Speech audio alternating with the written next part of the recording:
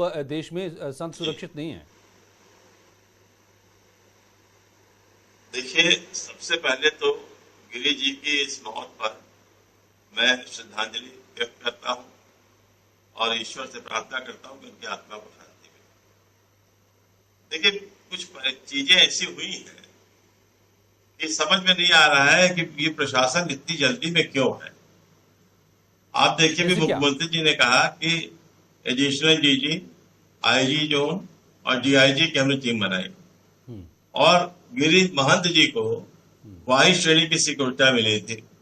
अब अगर वाई श्रेणी की सिक्योरिटी मिली थी तो वो उसके सिपाही कहाँ थे, उनके ऑफिसर कहाँ थे जब ये विश्राम कर रहे थे, और उनको जब दरवाजा खटखटाया गया तब वो फोर्स कहाँ थी। और अगर उनकी गलती नहीं निकली है तो सरकार को चाहिए कि सबसे पहले तो वो पता करे कि वो गलती एक नहीं हुई तो उस पर एक्शन क्यों नहीं लिया गया। अगर गलती है उनकी तो एक्शन क्यों नहीं लिया गया, ये कम से कम सोचना चाहिए था।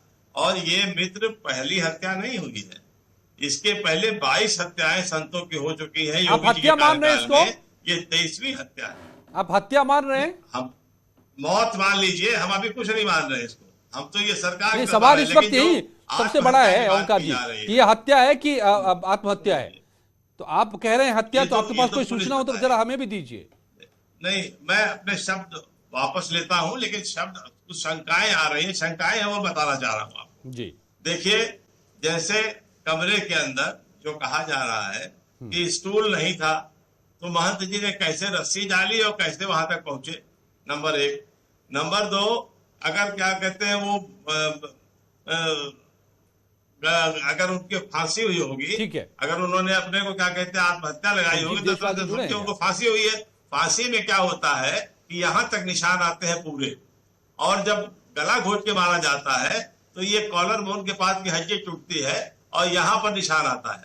तो ये सरकार को देखना है, पुलिस को देखना है। पुलिस ने ही हत्या का आरोप लगाया है, हम नहीं लगा रहे हैं। पुलिस ने हत्या का आरोप लगाया, उसी में गिरफ्तारी की है और गिरफ्तारी जब FIR कांग्रेस अभी से जो है निष्कर्ष निकाल दे रही है, ये बहुत बड़ी बात है।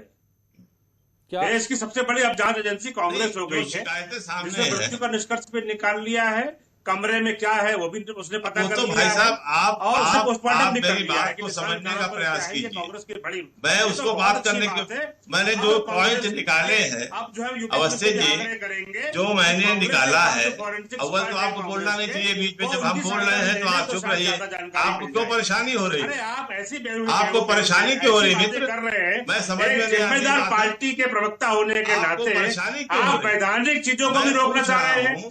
आप वैधानिक चीजों को जो जिस तरीके से पुलिस कार्रवाई कर रही है कि वाई श्रेणी की सिक्योरिटी प्राप्त, वाई श्रेणी की सिक्योरिटी प्राप्त, अभी उसका रास्ता नहीं निकला है। आप बताइए ना कि वाई श्रेणी की सिक्योरिटी जिसको प्राप्त हुई है उसको कैसे अकेले छोड़ दिया गया, क्यों छोड़ा गया उसको? आप जरा बताइए तो श्रीमान, आप बताइए हमको। तो ये जो प्रियंका वाड्रा का जो ट्वीट आया है, जिस तरीके से भद्दा जो है भद्दी तरीके से आप लोग जो है मौके की नजाकत का फायदा उठा करके जिस तरह की गंदी राजनीति करना चाहते हैं, बड़े साधु महात्माओं के विषय में आप लोगों को ज्ञान नहीं है।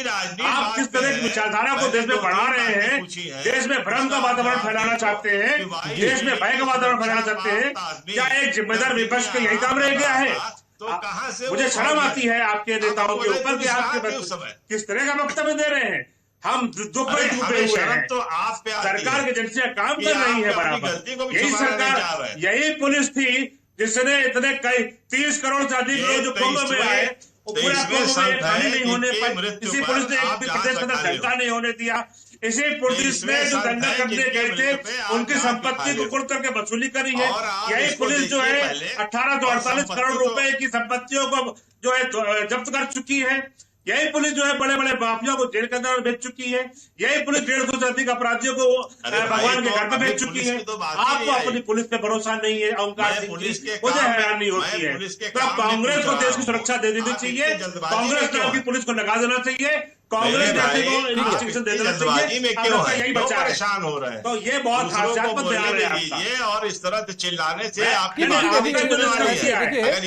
ही वाकई गंभीर मामला है, बहुत ही दुखद मामला है और इस पर बड़ी पड़ताल चल रही है। हमें जरा ये भी समझना चाहिए कि क्या है। एक छोटे से ब्रेक के बाद में लौटता हूँ, सभी मेहमानों से पूछूंगा इत्मीनान से।